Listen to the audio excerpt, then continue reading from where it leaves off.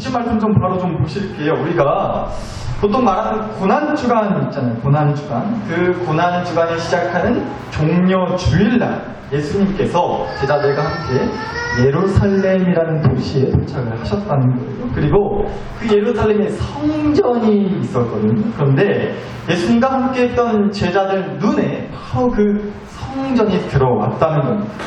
왜냐하면 제자들이 보기에 그 성전이요 정말 아주 그냥 삐까번쩍했기 때문에 그래요.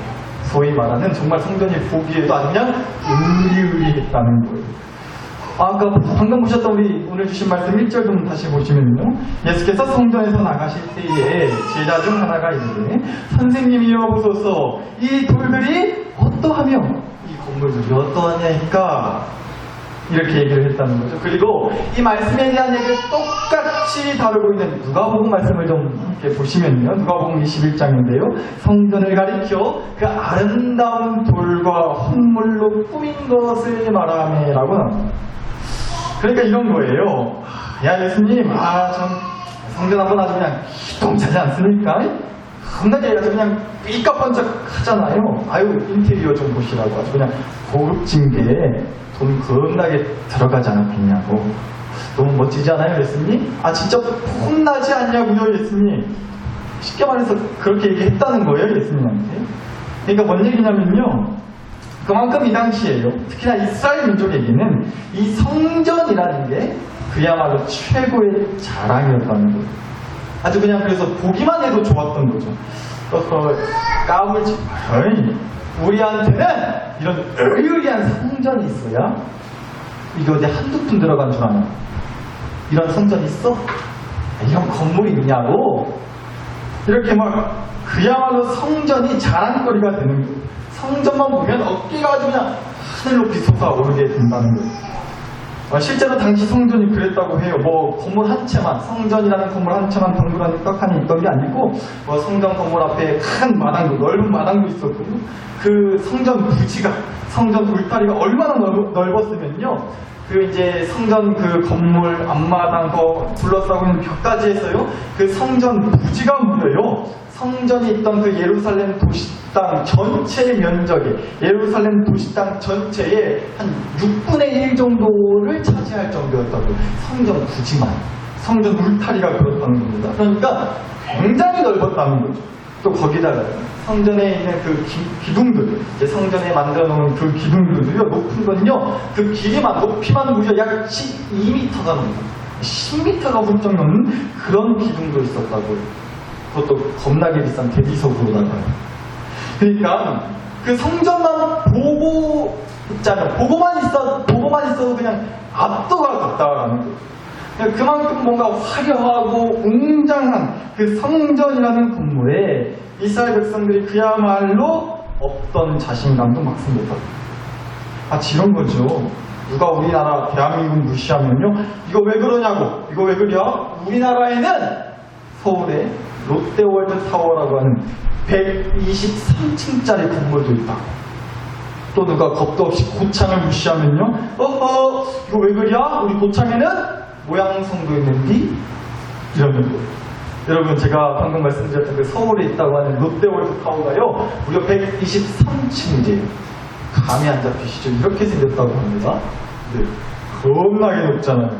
지하 6층, 지상 123층, 123층짜리. 거기다가 이게요, 이 건물이요, 세계에서 무려 5번째로 높은 건물이라고 합니다. 근데 그런 표정 내신 것 같아요. 내 건물 아니니까 하나 관심 없다는 표정 내신 것 같은데, 사실 그렇죠. 1층 넘든 뭐든 간에 거기 1층은 하나도 내 거 아닌데 무슨 상관이겠어요. 모양성이 뭐예요? 모양성이 무슨 소용이겠어요? 내 거 아닌데, 그쵸? 내 거만 기었으면 그 모양성 한 바퀴씩 돌 때마다 돈 1,000원씩 받아도 얼마예요? 그쵸?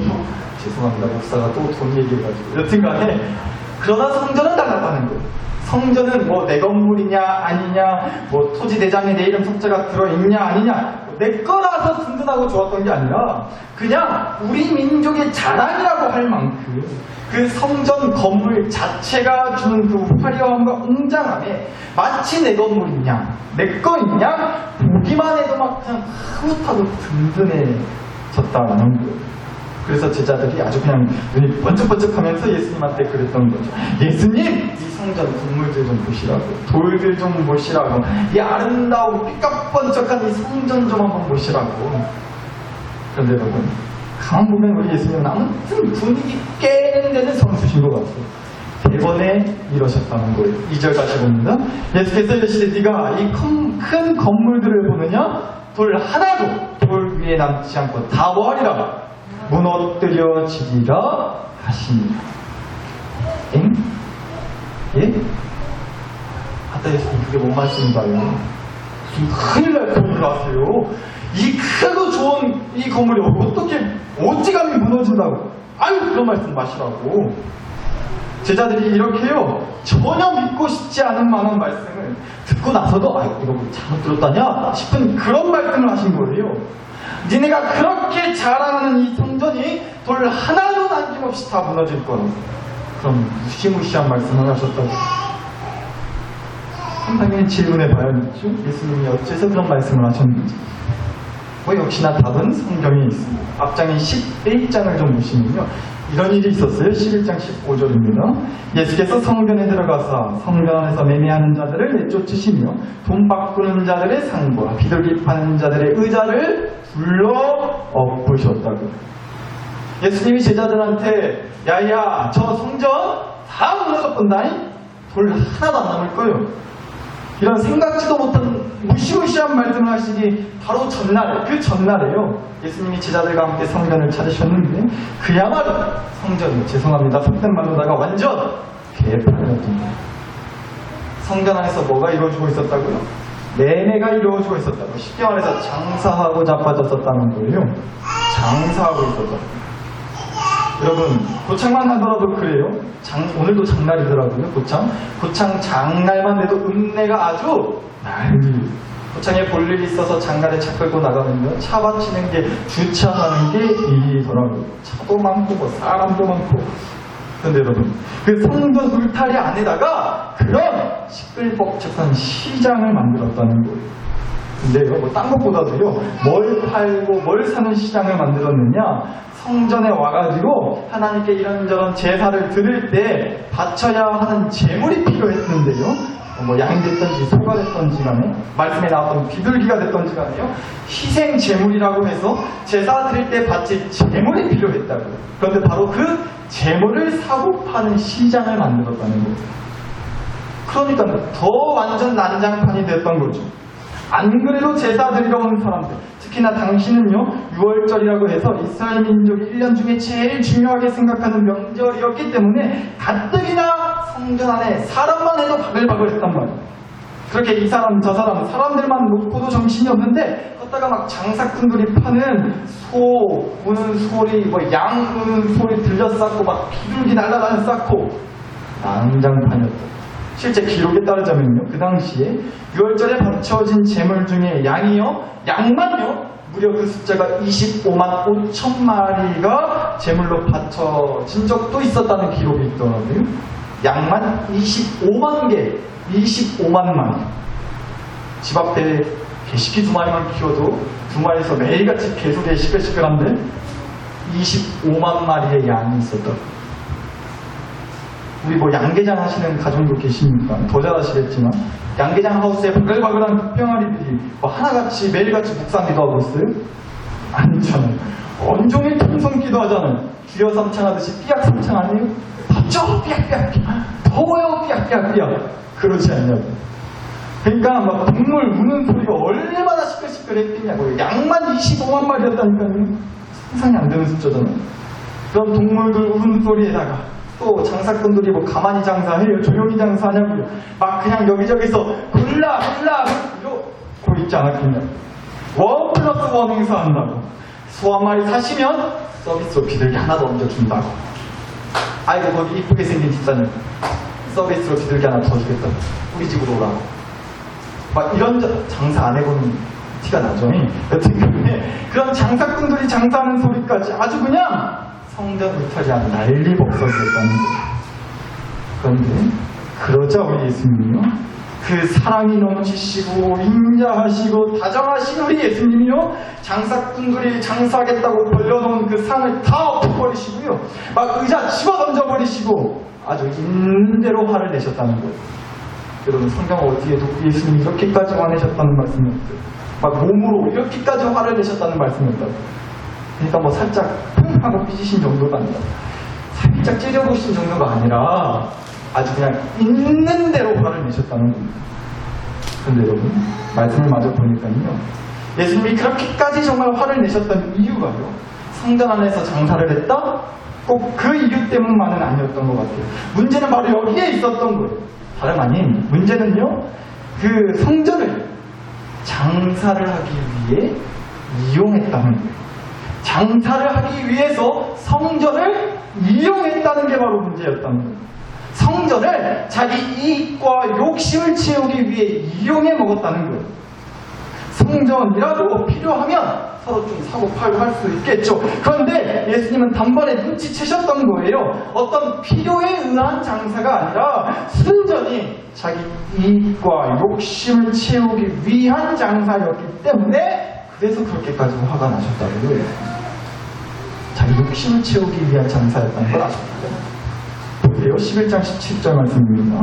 이에 가르쳐 이르시되 기록된 바 내 집은 만민이 기도하는 집이라 칭함을 받으리라고 하지 아니하였느냐.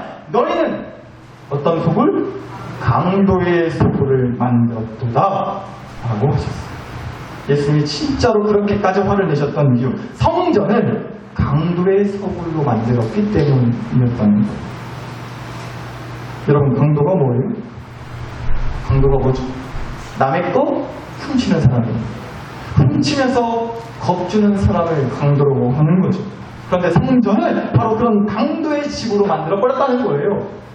앞서 보셨죠? 15절 말씀. 예수께서 성전에 들어가서 성전 안에서 매매하는 자들을 내쫓고 돈 바꾸는 자들의 상과 비둘기 파는 자들의 의자를 둘러 엎으셨다고요. 여기서 돈 바꾸는 자들과 비둘기 파는 자들한테 그렇게 화를 내셨다고 말씀에 나오는데, 바로 이 이유였어요. 돈 바꾸는 자들은 이런 사람들이었거든요. 당시에 성전에 들어가려면 성전세라는 걸 내야만 됐습니다. 그런데 이 성전세를 낼 때요, 무조건 당시 이스라엘 백성들이 사용하던 쓰던 돈으로만 내야 됐다고 해요. 그런데 당시는 이 로마라고 하는 나라가, 로마라고 하는 나라가 이스라엘을 다스리고 있었기 때문에 대부분 사람들이 로마 나라 돈을 갖고 있었단 말이에요. 그러니까 자기들이 가지고 있는 그 로마 돈으로 로마 돈을 가지고 성전세를 내기 위해서 이스라엘 돈으로 바꾸기 위해, 쉽게 말해 요즘 하는 그 환전을 해야 됐다는 거예요. 로마 나라의 돈을 이스라엘 나라 돈으로 바꿔야 했다는 거예요. 성전세라는 걸 내기 위해서. 우리도 어디 해외여행 간다고 하면 우리나라 돈 외국 돈으로 바꾸고 하는 거 하잖아요. 그 환전 말하는 거예요. 그런 것처럼 당시 성전에 들어가려면 성전세라는 걸 내야만 했고, 그러려면 같은 돈을 바꿔야만 했다는 거죠. 근데 그러면서 뺏겨먹는 거예요. 등쳐먹는 거예요. 쉽게 말해서 로마 돈 10,000원짜리를 내주면 이스라엘 나라 돈 10,000원짜리를 이렇게 바꿔주면 되는데, 돈 바꾸려면 5,000원 더 내놓으라고. 환전하기 위해서는 이스라엘 돈 10,000원이 이제 필요하니까 로마 돈 10,000원만 내면 되는 게 아니라 15,000원 내놓으라고. 그렇게 더 푼돈을 부르는 거예요. 그렇게 챙겨 먹는 거예요. 그렇게 뺏겨 먹었다고. 이거 완전 날강도 아니냐고. 뺏겨 먹고 훔쳐오면 날강도 맞잖아요. 또 거기다가요, 비둘기 파는 사람들. 이 사람들은 또 뭐가 문제였느냐? 당시 비둘기는요, 이랬어요. 레위기 말씀인데요. 만일 그가 가난하여 그의 힘이 미치지 못하면 산비둘기 둘이나 집비둘기 새끼들을 가져다가 하나는 속죄제물로, 하나는 번제물로 삼아라라는 말씀이 있어요.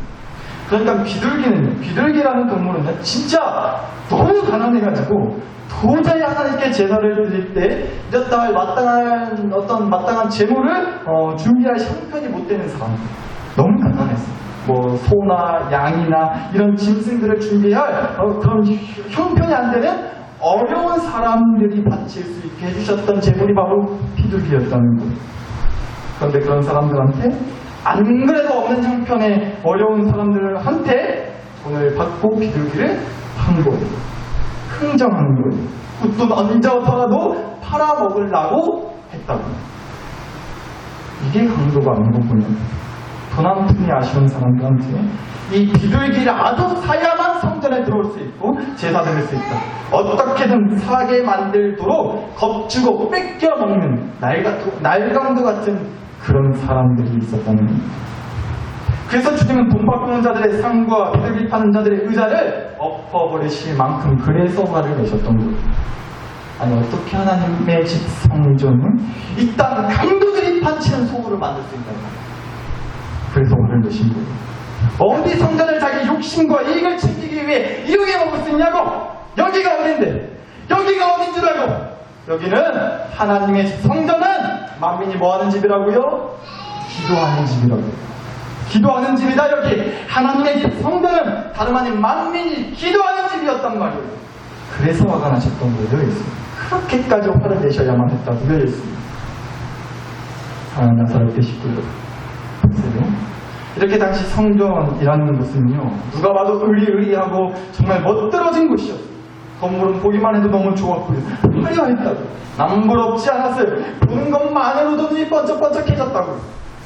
그런데 정작 그 성전의 진짜 주인 되시는, 그 집주인 되시는 예수님이 보실 때는요, 화려함과 웅장함의 눈이 번쩍번쩍한 게 아니라 그 눈에서 분노와 안타까움의 눈물이 흐를 수밖에 없는 꼬라지를 하고 있었다는 거예요.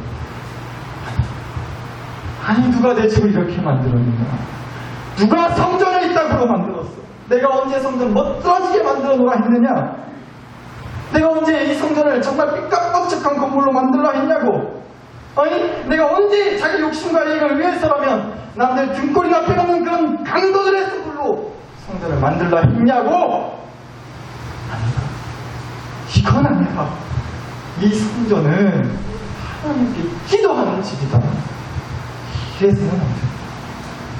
화려하게 하나님의 화려한 건물을 자랑하기 위한 것도 아니요, 어떻게든 제사 드릴 수 있는 준비물들을 잘 갖추게 해주면 되는 것이라는 그런 이유와 핑계로 알게 모르게 자기 욕심과 이익을 챙겨도 되는 그런 것이 아니란 말이다. 기도하는 집이라고. 화려하지 못해서, 내세울 거 없어서, 남들 보기에 형편없어서 하나님을 붙들 수밖에 없음을 고백하는 그 기도라는 하는 집이라고. 가난한 형편, 뭐 하나 하나님 앞에 내놓을 거 없을 만큼 그렇게 찢어지게 가난한 형편, 어쩔 수 없이 빈손으로 나왔습니다. 재물도 황금도 뭣도 없지만 주님 앞에 나오고 싶은 간절한 마음에 불구하고 왔습니다. 있는 그대로, 없으면 없는 대로 그렇게 나올 수 있는, 그렇게 누구라도 그런 형편없는 사람, 부끄러운 모습뿐인 사람이라 할지라도 만민이 그 누구라도 기도할 수 있는 집이 바로 여기 성전이라고. 그게 하나님의 집이 있는 이유라고. 아니 화려하게 포장했습니까? 여튼 제사 드릴 수 있도록 했으니까, 그래서 재물 사게끔 해줘서 여튼 제사 드릴 수 있게 해줬으니까, 그럼 된 거 아니냐고. 그럼 된 거 아니냐고요. 주님 보시라고 이 화려한 건물을 좀.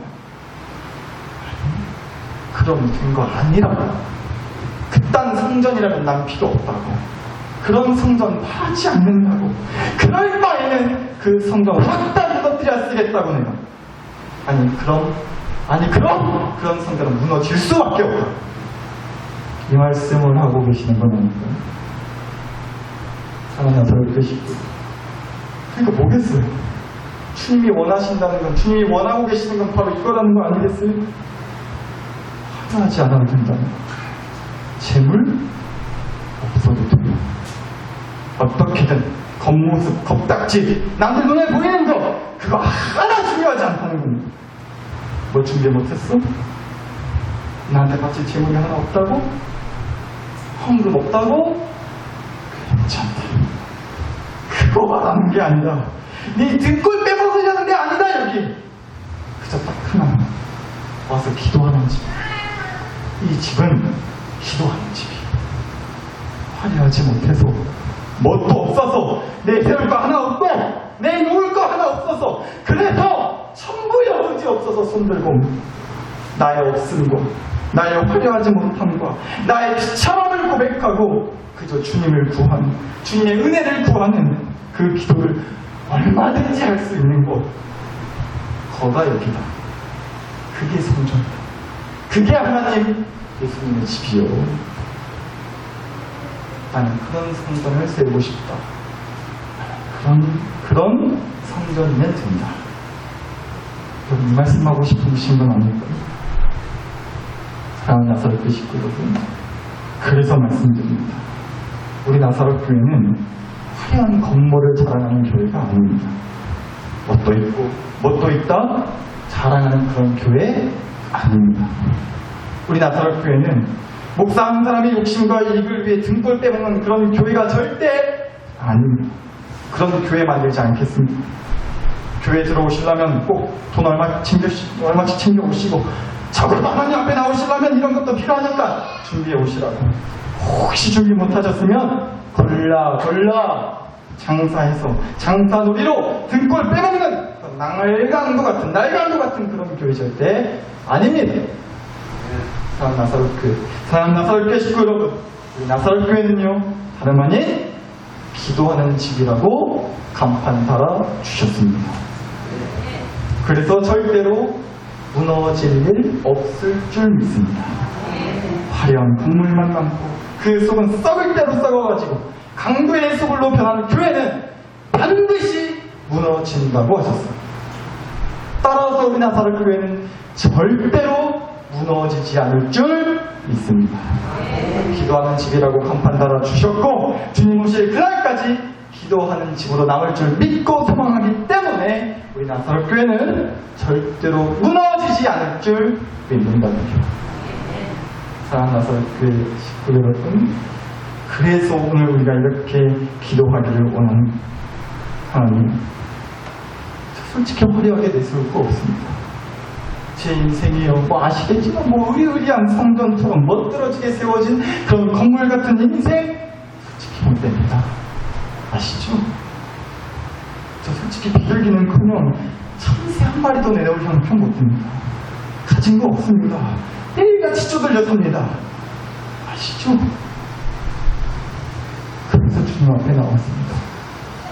뭐 하나 내놓을 것도 없는 초라하고 볼 것 없는 인생입니다. 너무 힘들고 너무 아프고 너무 부끄러워서 그래서 주님 앞에 왔습니다. 주님 붙들어야 살 것 같아서 왔습니다. 주여, 뭔가 부르짖어야만 살 수 있을 것 같아서 왔습니다.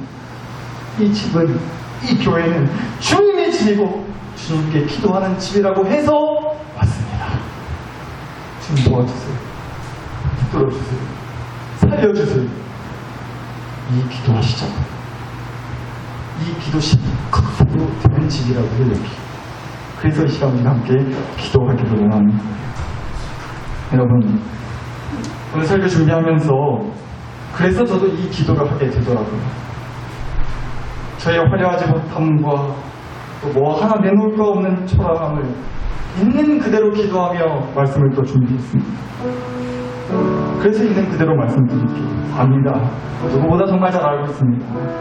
저는 목사지만 정말 뭐 하나 화려하게 내세울 게 많은, 여러분 앞에 내놓을 게 많은 그런 목사는 아닌 거 정말 잘 알고 있습니다. 나이가 참 어립니다. 그래서 경험이 부족합니다. 그래서 때로는 생각이 짧기도 하고, 어떤 문제가 있으면 또 어떤 교회 일을 하는 데 있어서 정말 여러모로 부족함이 많고, 어린 티, 경험 없는 티 팍팍 낼 때 많은 줄 압니다. 어떤 문제 앞에 지혜롭고 현명하게 딱딱 바로 답을 내놓지도 못하죠. 압니다. 저 사람 모으는 재주 없습니다. 교회 빈자리 하나 없게 아주 사람 미어 터지도록 잡아끄는 기술 없습니다. 대단한 능력도 없습니다. 기도만 했다면 병이 낫고 문제 해결되고, 너무 죄송한데 그럴 일 없습니다. 설교할 때 여전히 부글거리고 여러분 앞에서 어버버 할 때 많습니다. 예배 한 번 마치고 나면 실수하고 잘하지 못한 게 계속 생각이 나서 너무 많아서 또다시 가슴을 칩니다. 역시나 이것밖에 안 됩니다. 사랑하는 나사렛 교회 식구, 오늘 설교를 준비하면서 정말로 빈말이 아니라 그래서 더 처절하게 더 있는 그대로 저의 화려하지 못함과 저의 초라함을 끄집어내봤습니다. 그랬더니요 결론이 이거 하나 남더라고요. 그래서 더 하나님한테 매달려야 되겠다. 스스로 제가 봐도요, 제 자신이 뭐 잘난 거 많으면 저도 굳이 하나님 찾지 않겠습니다. 하나님 두고 보세요. 잘 보시라고요. 저한테 이런 화려함이 있습니다. 저한테 이런 장사머리 있습니다. 엄청난 거 보여드릴게요. 크게 뜨고 잘 보시라고요. 그러겠어요. 저한테 어떤 화려함과 대단함이 있습니다. 근데 그렇지 않으면 너무나 잘 알기 때문에. 만약 그렇다면 하나님께 무슨 기도를 하겠어요? 뭐로 하나님을 찾겠어요? 그런데 저는 저의 화려하지 못함과 초라함을 정말 잘 알고 있기 때문에 그래서 기꺼이 방금 말씀을 드린 거예요. 물론 그래요. 앞에 선 사람이 목사가 이런 약해 보이는 소리 하면 안 된다고 배웠습니다. 맞아요. 맞는 말이죠. 그런데요 여러분, 뭐 제가 여러분 앞에 선 사람이면 저도 못 그럽니다. 하면 안 되죠 그런 얘기. 그런데 방금도 그랬어요. 제가 여러분 앞에 서 있다고 저에 대한 얘기를 한 게 아니라 하나님한테 하는 말이었어요. 하나님 앞에 섰기 때문에 할 수 있는 말이었다. 저의 화려하지 못함과 초라함을 들여다보면 볼수록 결국 결론은 하나님 앞에 서게 되는 거 하나 남더라고요. 하나님은 나의 화려함을 원하시는 분이 아니십니다. 하나님은 자기 욕심과 이익을 위해 머리 잘 굴릴 줄 아는 그런 똑똑하고 능력 있는 사람을 원하는 분이 아니신 줄 믿으니까 그 하나님 앞에 서자는 게 저의 결론입니다. 그리고 부디 우리의 결론이 되기를 원합니다. 그래서 우리의 결론은 오늘도 그 하나님 앞에 서는 겁니다. 그래서 우리의 결론은 오늘도 하나님의 집에 달려오는 겁니다. 기도하는 거예요. 내 화려하지 못하고 초라한 모습 있는 그대로 달려나와서 기도하는 집이라고 하셨으니까 기도하자. 그래서 이 시간 함께 기도했으면 좋겠습니다. 여러분의 화려하지 못함과 초라함 있는 그대로 주님 앞에 나아오시기 바랍니다. 그 기도하시면 됩니다. 그러면 그 인생 절대 무너지지 않습니다. 아니 무너졌다면 다시 세워주실 줄 믿습니다. 우리 이 믿음과 소망을 가지고서 주신 말씀과 은혜를 붙잡고 여러분 자신과 가정과 교회를 위해 이 시간 마음으로 간절히 기도 올려드렸으면 좋겠습니다. 함께 기도하시겠습니다. 하나님 아버지, 하나님 아버지